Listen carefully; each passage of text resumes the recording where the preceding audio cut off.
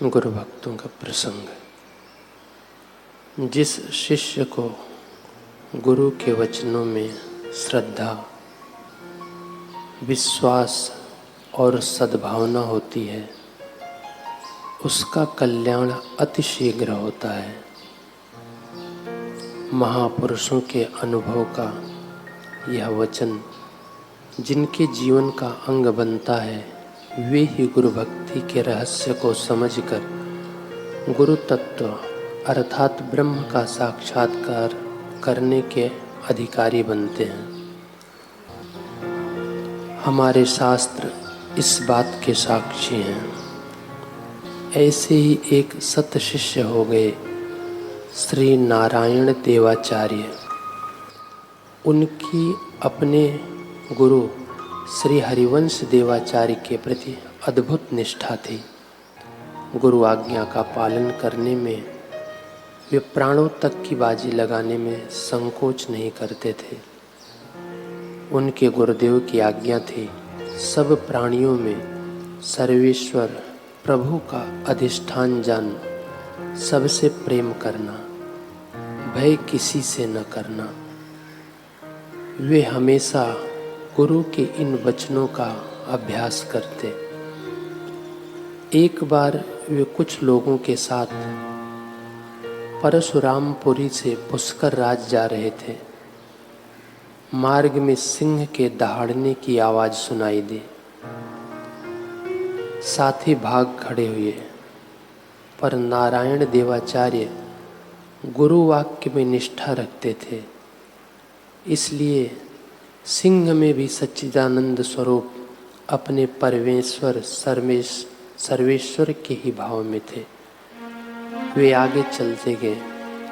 सिंह के निकट पहुँचे तो देखा कि उसके पैर में तीर चुभा हुआ है, जिसके कारण वह चल नहीं पा रहा है।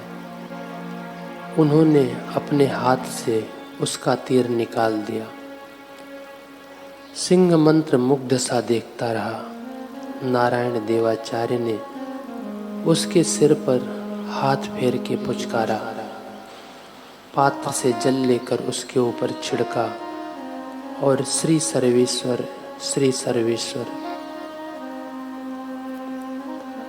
कहते आगे चल दिए। मार्ग में कुछ शिकारी मिले। बोले, महाराज, इधर तो एक सिंह अभी गया जिसे हमने तीर मारकर घायल कर दिया है। आप उससे कैसे बच निकले? आचार्य बोले, वह सिंह अब साधु हो गया है। उसका तीर निकालकर मैंने पास के वृक्ष में घोंप दिया है। शिकारियों को इस पर विश्वास नहीं हुआ, पर आगे जाकर जब उन्होंने तीर को वृक्ष में लगा देखा तो उनके आश्चर्य का ठिकाना न रहा। वे लौट कर आए और आचार्य जी के चरणों में गिरकर क्षमा प्रार्थना की तथा हिंसा वृत्ति त्याग देने का वचन भी दिया। नारायण देवाचार्य की गुरु वचनों में अटूट निष्ठा और श्रद्धा विश्वास ने उन्हें गुरु प्रसाद का अधिकारी बना दिया। उन्होंने गुरु की कृपा से आत्म प्रसाद तो पाया ही, साथ ही गुरु का बाह्य उत्तराधिकार भी पाया और आगे चलकर निम्बारकाचार्य पीठाधीश हुए।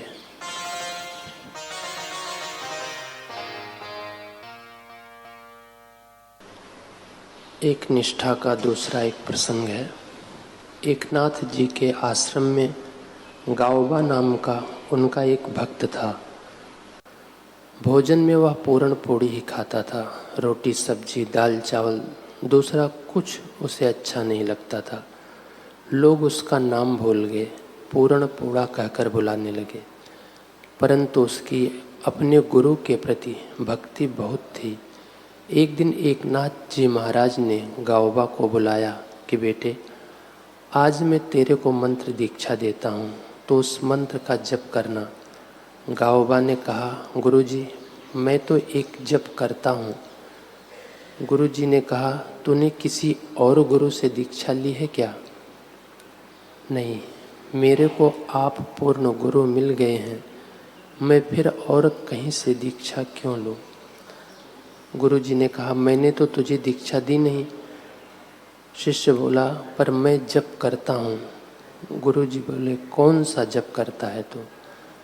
बोला, मैं एक ही जप करता हूँ, नाथ केवल एक है, एक नाथ सत्य है। नाथ केवल एक है, एक नाथ सत्य है।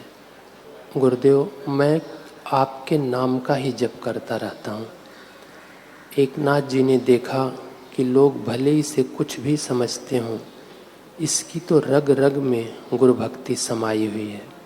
एक नाथ महाराज का हृदय उसके प्रति और छलका, और एक नाथ जी महाराज जो ग्रंथ लिख रहे थे भावार्थ रामायण, उसे एक नाथ जी के बाद उनके इसी सत शिष्य गाओबा ने ही पूरा किया।